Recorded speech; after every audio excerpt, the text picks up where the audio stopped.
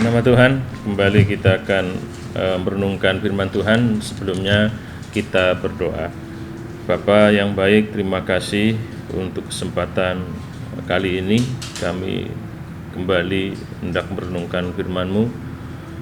Tuhan tolong perenungan firman Tuhan dalam kesempatan kali ini, baik hamba yang akan menyampaikan, juga anak-anak-Mu yang akan mengikuti perenungan. Tuhan akan tolong, Tuhan akan urapi, sehingga melalui perenungan ini kami bisa menerima pesan dari Tuhan, bahkan Roh Kudus yang akan memampukan kami melakukannya. Terima kasih, kami bersyukur dalam nama Tuhan Yesus, amin. Puji nama Tuhan, kembali kita akan merenungkan firman Tuhan, masih dalam tema penyertaan Tuhan. Saya akan bacakan Hakim-Hakim pasal 6 ayat 11 sampai ayat yang ke-13. Kemudian datanglah malaikat Tuhan dan duduk di bawah pohon terbantin di Ofrah kepunyaan Yoas orang Abiezer itu, sedang Gideon anaknya mengirik gandum dalam tempat pemerasan anggur agar tersembunyi bagi orang Midian. Malaikat Tuhan menampakkan diri kepadanya dan berfirman kepadanya demikian, Tuhan menyertai engkau, ya pahlawan yang gagah berani. Jawab Gideon kepadanya, Tuanku, jika Tuhan menyertai kami, mengapa semuanya ini menimpa kami? Di manakah segala perbuatan-perbuatannya yang ajaib yang diceritakan oleh nenek moyang kami kepada kami, ketika mereka berkata, bukankah Tuhan telah menuntun kita keluar dari Mesir? Tetapi sekarang Tuhan membuang kami dan menyerahkan kami ke dalam cengkraman orang Midian. Jadi saudara, ini konteksnya tentang panggilan Tuhan kepada Gideon untuk menjadi hakim yang memimpin umat Tuhan, umat Israel, menyelamatkan bangsa Israel, umat Israel dalam konteks ini dari cengkraman, dari kekuasaan bangsa Midian. Dan juga kalau kita baca ada bangsa Amalek juga. Saudara, di sini malaikat Tuhan muncul dan menemui Gideon yang pada saat itu sedang melakukan pekerjaannya, yaitu mengirik gandum, tetapi dilakukan bukan di tempat yang biasa atau yang wajar, karena melakukannya justru di tempat pemerasan anggur, dan tujuannya jelas, ayat yang ke-11, supaya tersembunyi dari orang Midian.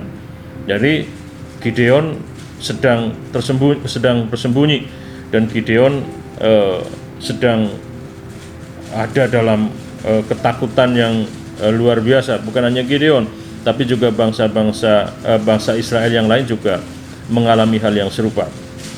Yang ke-12, ketika Tuhan menampakkan diri kepadanya, Tuhan mengatakan, Tuhan menyertai engkau, ya pahlawan yang gagah berani.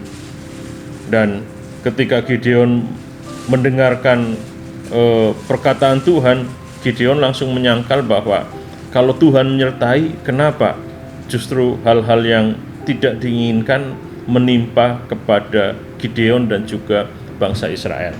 Jadi saudara, terkadang kita mengukur penyertaan Tuhan itu dengan apa yang terjadi pada diri kita. Artinya terkadang kita menganggap dan meyakini Tuhan menyertai kita ketika semuanya berjalan sesuai dengan yang kita harapkan.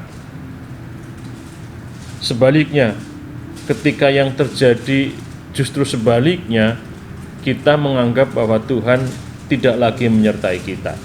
Padahal kalau kita perhatikan, setiap Tuhan menyertai umatnya itu ada tujuan, ada maksud tertentu.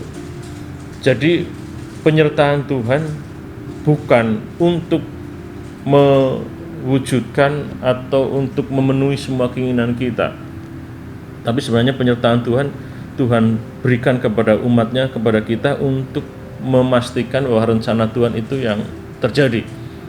Jadi maksud saya, jangan kita mengatakan Tuhan enggak menyertai kita hanya karena keinginan kita enggak terkabul, atau sebaliknya kita mengatakan Tuhan menyertai kita ketika semua keinginan kita terwujud. Tuhan menyertai kita itu bukan untuk mewujudkan keinginan kita, tapi Tuhan menyertai kita untuk mewujudkan rencana Tuhan atas hidup kita. Kalau kita lihat di sini, Gideon tidak yakin dengan penyertaan Tuhan, karena Gideon melihat bahwa kalau Tuhan menyertai, kenapa hal-hal yang buruk justru sedang terjadi. Dan Gideon meragukan akan penyertaan Tuhan. Kita lihat ketika Tuhan menyatakan penyertaannya, Tuhan mengatakan, Tuhan menyertai engkau, ya pahlawan yang gagah berani. Selain itu Gideon meragukan, tidak yakin pada penyertaan Tuhan, Gideon juga tidak yakin kepada dirinya sendiri. Tuhan mengatakan bahwa Gideon adalah pahlawan yang gagah berani, artinya dia pejuang yang gagah perkasa, yang gagah berani. Dan saya yakin Tuhan nggak salah. Tuhan nggak salah menilai, Tuhan nggak salah menyebut Gideon sebagai orang yang gagah berani. Sekalipun pada saat itu Gideon sedang tersembunyi, sedang bersembunyi. Gideon sedang mengalami ketakutan. Tetapi apa yang Tuhan katakan nggak salah, bahwa Gideon seorang yang gagah berani. Hanya Gideon saja yang tidak menyadari dan tidak meyakini akan hal itu. Makanya kita belajar ketika Tuhan menyatakan penyertaannya kepada Gideon, penyertaan Tuhan itu memulihkan kehidupan Gideon. Jadi Gideon yang awalnya tidak percaya kepada dirinya, tidak percaya kepada kemampuannya, juga tidak meyakini akan penyertaan Tuhan, tidak meyakini akan kuasa Tuhan karena situasi dan kondisi yang dialami. Ketika Tuhan menyatakan penyertaannya kepada Gideon, akhirnya Gideon mengalami pemulihan. Kalau kita baca ayat-ayat pasal-pasal berikutnya, kita tahu bersama bahwa akhirnya Gideon memang menjadi pahlawan, menjadi pejuang yang gagah berani. Dia memimpin bangsa Israel mengalahkan bangsa Amalek dan juga bangsa Midian.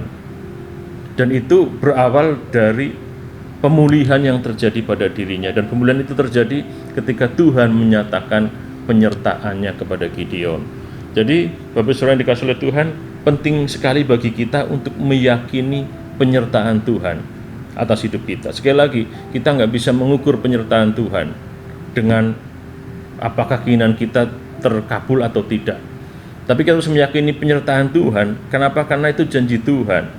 Alkitab menyebutkan, ya, tadi pernah saya sampaikan dalam Ulangan 31 ayat 6, ayat yang ke-8, Yosua pasal 1 ayat yang ke-5. Tuhan berjanji kepada umat Israel, kepada Yosua, dan saya yakin juga berlaku bagi kita, bahwa Tuhan akan menyertai kita, tidak membiarkan dan tidak meninggalkan kita sendiri. Jadi kita harus memiliki keyakinan. Ketika kita yakin akan penyertaan Tuhan, kita bisa mengalami pemulihan seperti yang dialami oleh Gideon. Gideon mengalami pemulihan setelah Gideon yakin bahwa Tuhan menyertai dia. Dia yang awalnya pengecut, dia yang awalnya penakut, dia menjadi pemberani, menjadi pahlawan yang gagah berani. Kenapa? Karena yakin pada penyertaan Tuhan. Jadi yang kita perlu pelajari, kita harus yakin pada penyertaan Tuhan. Kenapa? Karena penyertaan Tuhan akan memulihkan hidup kita. Yakin pada penyertaan Tuhan. Bapak Saudara disertai oleh Tuhan. Dan ketika saudara meyakini penyertaan Tuhan, maka hidup saudara akan dipulihkan oleh Tuhan. Tuhan berkati kita semuanya. Kita berdoa. Kami bersyukur Tuhan tolong supaya apa yang kami renungkan dapat kami pahami, terlebih apa yang kami pahami dapat kami lakukan dalam kehidupan masing-masing kami. Kami bersyukur Tuhan, berkati kami semuanya, dalam nama Tuhan Yesus kami berdoa, amin.